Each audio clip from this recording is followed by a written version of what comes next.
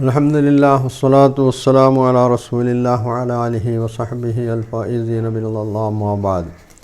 സഹോദരങ്ങളെ, ജബ്ബാർ മാഷ് പറയുന്ന മറ്റൊരു സംഗതി, അള്ളാഹു സർവശക്തനാണ്, അതുപോലെ തന്നെ അവൻ സ്വാശ്രയനാണ്, ആരെയും ആശ്രയിക്കേണ്ടതില്ല എന്നൊക്കെയാണ് പറയുന്നത്.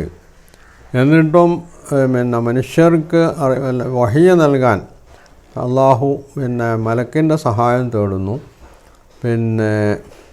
ഖുർആൻ അവതരിപ്പിക്കാൻ വേണ്ടി അള്ളാഹു മനുഷ്യനെ മലക്കിനെ ആശ്രയിക്കുന്നു.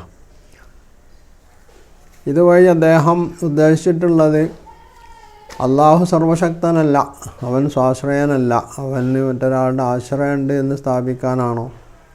അള്ളാഹുവിനെ തന്നെ നിഷേധിക്കുന്ന ദൈവം തന്നെയല്ല എന്ന് പറയുന്ന ആളുകൾക്ക് പിന്നെ ഇത് സ്ഥാപിക്കേണ്ട കാര്യം എന്താണ്? അപ്പോൾ വിശുദ്ധ ഖുർആൻ പഠിപ്പിക്കുന്ന ഒരു തത്വത്തെ നിരാകരിക്കുന്നു എന്ന് മാത്രമല്ല, ഇസ്ലാമിൻ്റെ ഇത്തരത്തിലുള്ള ആദർശത്തെ അവമതിക്കുക കൂടിയാണ് അദ്ദേഹം ഇതിലൂടെ ചെയ്യാൻ ഉദ്ദേശിച്ചിട്ടുള്ളത്. പക്ഷേ അദ്ദേഹം മനസ്സിലാക്കേണ്ട ഒരു സംഗതി, ഒരാൾ സർവശക്തനാവുക, സ്വാശ്രയനാവുക എന്ന് പറഞ്ഞാൽ അതിന് താല്പര്യം എന്താ? എല്ലാ കാര്യവും ഞാൻ തന്നെ ചെയ്തുകൊള്ളും, അല്ലെങ്കിൽ ഞാൻ ആരെയും ഒരു ഉത്തരവാദിത്വവും ഏൽപ്പിക്കുകയില്ല എന്നാണോ? ഇത് അദ്ദേഹത്തിന് എങ്ങനെയാണ് പറയാൻ കഴിയുക? ഒരാൾ അയാളുടെ സർവശക്തി അല്ലെങ്കിൽ സ്വാശ്രയത്വം എന്നൊക്കെ പറയുന്നത് അദ്ദേഹത്തിൻ്റെ യോഗ്യതയും കഴിവുമാണ്. അതുള്ളതോടൊപ്പം തന്നെ ആ ആൾ, അത് ദൈവമാവട്ടെ ആരുമാവട്ടെ, അയാൾ സർവശക്തൻ കൂടിയാണെങ്കിലോ അതിൽ നിന്ന് മനസ്സിലാക്കേണ്ടത് അയാൾ സർവതന്ത്ര സ്വതന്ത്രനാണ് എന്നത് കൂടിയാണ്.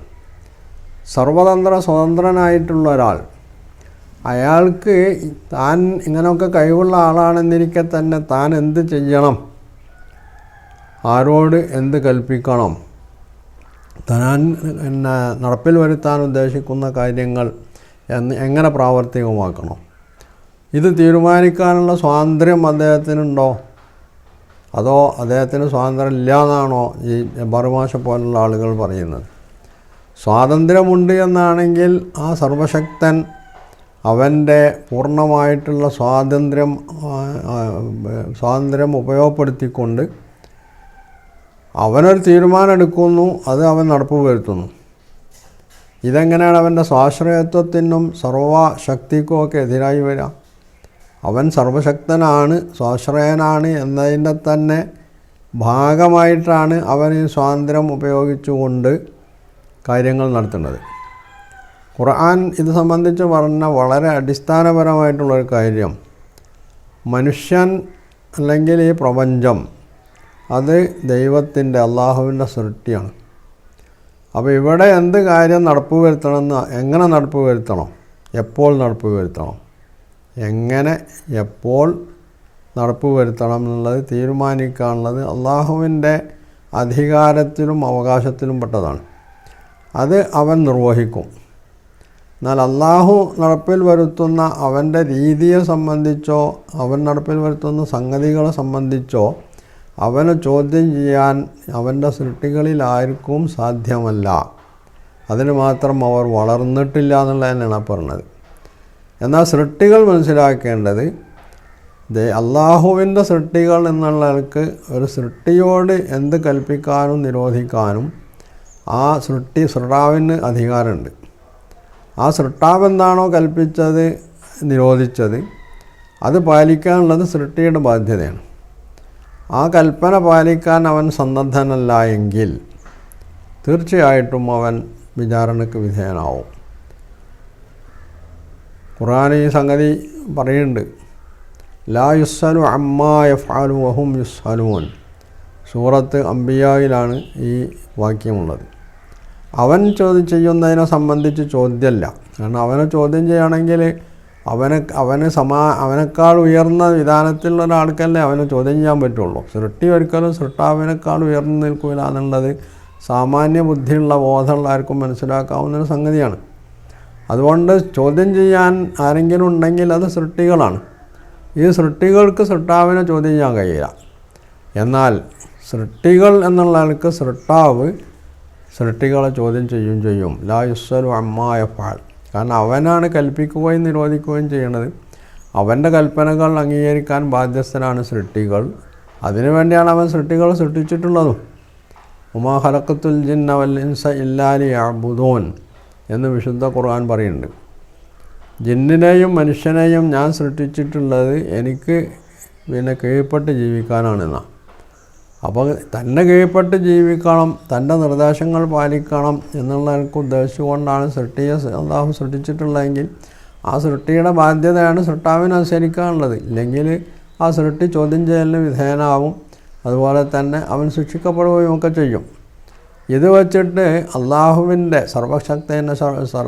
സർവാധിപത്യത്തെയോ സർവശക്തിയെയോ അവൻ്റെ സ്വാശ്രയത്വത്തെയോ നേരെ കൊഞ്ഞനം കുത്തുന്നതിൽ യാതൊരു യുക്തിബോധവും ഇല്ല എന്നുള്ളതാണ് ജബ്ബാർ മാഷ് പോലുള്ള ആളുകൾ മനസ്സിലാക്കേണ്ടത്. ഇതാണ് അദ്ദേഹം ഖുർആനിൽ ഉന്നയിക്കുന്ന ഒരു സംഗതി എന്ന് പറഞ്ഞാൽ.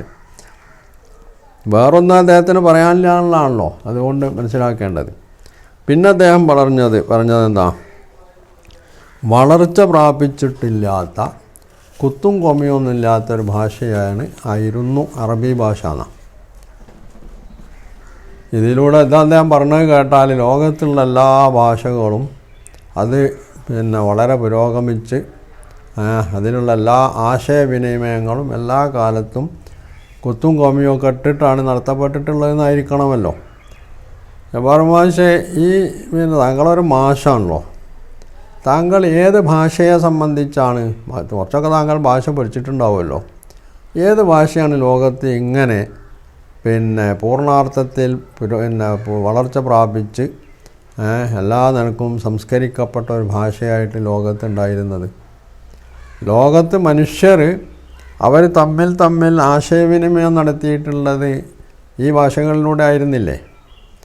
ആ മനുഷ്യർക്ക് തങ്ങൾ നടത്തുന്ന വിനിമയങ്ങളിൽ വല്ല അവ്യക്തതയും ആ കാലഘട്ടങ്ങളിൽ കുത്തും കോമിയൊന്നും ഇല്ലാത്ത കാലഘട്ടത്തിലുണ്ടായിരുന്നോ? കുത്തും കോമി ഇടേണ്ടി വന്നിട്ടുള്ള ഇപ്പോൾ അറബി ഭാഷക്ക് കുത്തും കോമി ഇടേണ്ടി വന്നിട്ടുള്ളത് അനറബികളായിട്ടുള്ള ആളുകൾ ഇസ്ലാമിൻ്റെ വ്യാപനത്തോടു കൂടി കൂടുതലായിട്ട് ഇസ്ലാമിക ലോകത്തേക്ക് കടന്നു വരികയും അവർ അറബി ഭാഷ കൈകാര്യം ചെയ്യുകയും ചെയ്യാൻ തുടങ്ങിയപ്പോൾ അത് പക്ക അറബികളെപ്പോലെ അവർക്കത് കൈകാര്യം ചെയ്യാൻ കഴിയില്ല. അപ്പോൾ അവരവിടെ തെറ്റുകൾ വരുത്താൻ തുടങ്ങി. അങ്ങനെ തെറ്റുകൾ വരുത്താൻ തുടങ്ങിയപ്പോൾ അതിന് നിയമങ്ങൾ ആവിഷ്കരിക്കേണ്ടി വന്നു. അപ്പം കുത്തും കൊമയൊക്കെ ഉണ്ടാക്കേണ്ടി വന്നു. ഇതാണ് ഖുർആൻ അവതരിച്ച കാലത്തോ അതിന് മുമ്പോ അതിൻ്റെ തൊട്ട് ഉടനെയുള്ള കാലഘട്ടങ്ങളിലോ ഇങ്ങനൊരവസ്ഥ ഉണ്ടായിരുന്നുവോ? എന്തിനാ അറബി ഭാഷയിലേക്കൊക്കെ പോകണോ? നമ്മളെ മലയാളത്തിൻ്റെ കാര്യം എന്തായിരുന്നു? 70 കൊല്ലം മുമ്പുള്ള മലയാളം ഇന്നത്തെ മലയാളം ഒന്നാണോ മാഷേ? അപ്പോൾ മാഷയ്ക്ക് ഭാഷയുടെ വളർച്ചയെ സംബന്ധിച്ചോ അതിൻ്റെ ആശയവിനിമയ സാധ്യത, അതിൻ്റെ യോഗ്യത, കഴിവ് ഇതിനെ സംബന്ധിച്ചോ പോലും ഒരു ധാരണയില്ല എന്നല്ല അതിൻ്റെ അർത്ഥം. അതല്ലെങ്കിൽ എന്തെങ്കിലുമൊക്കെ പറഞ്ഞ് ഖുർആനെ അവഹേളിക്കണം എന്നുള്ള എനിക്ക് അതൊരു യുക്തിവാദമായിട്ട് ഉന്നയിക്കാനുള്ള ആണോ മാഷ് ചെയ്യുന്നത്? ഇങ്ങനെയൊക്കെയാണോ മാഷ് കഴിഞ്ഞ കാലത്ത് കുട്ടികളെ പഠിപ്പിച്ചിട്ടുണ്ടാവുന്നത്? ആ കുട്ടികളുടെ ഗതികേട് എന്നല്ലാതെ എന്ത് പറയാനാണ്? അപ്പോൾ ഭാഷ എന്ന് പറയുന്നത് ഭാഷയുടെ വളർച്ച ഉണ്ട്. ഇനി അറബി ഭാഷയെ നമ്മൾ എടുത്തു നോക്കാം. ലോകത്ത് ഏത് ഭാഷയാണ് അതിൻ്റെ ആദ്യ രൂപത്തിൽ നിന്ന് നിലവിലുള്ളത്? പരിശോധിച്ച് നോക്കുക. ഇംഗ്ലീഷ് ഉണ്ടോ? അല്ലെങ്കിൽ മലയാളം ഉണ്ടോ? ബാക്കി ഏതെങ്കിലും ഭാഷ ഉണ്ടോ? എന്നാൽ അറബി ഭാഷയുടെ അവസ്ഥ എന്താണ്? അത് ഖുർആൻ അവതരിക്കുന്നതിന് മുമ്പ് അറബികൾ എങ്ങനെയാണോ അറബി ഭാഷ കൈകാര്യം ചെയ്തിരുന്നത് അതേ രീതിയിൽ തന്നെയാണ് ഇന്നും അറബി ഭാഷ കൈകാര്യം ചെയ്യുന്നത്. അറബി ഭാഷ അതിൻ്റെ ആദിമ രൂപത്തിൽ നിന്ന് ഒരു മാറ്റവും വന്നിട്ടില്ല. അതതിൻ്റെ ആ അസൽ രൂപം ഇന്നും നിലനിർത്തി പോരുന്നുള്ളതാണ്. ഇതെന്തുകൊണ്ടാണ്? വിശുദ്ധ ഖുർആൻ അവതരിച്ചത് അറബി ഭാഷയിലാണ്. അതുകൊണ്ട് തന്നെ അറബി ഭാഷ ഖുർആനിൻ്റെ ഭാഷ ആ രീതിയിൽ അതിൻ്റെ ആദ്യ രൂപത്തിൽ നിലനിൽക്കേണ്ടതുണ്ട്.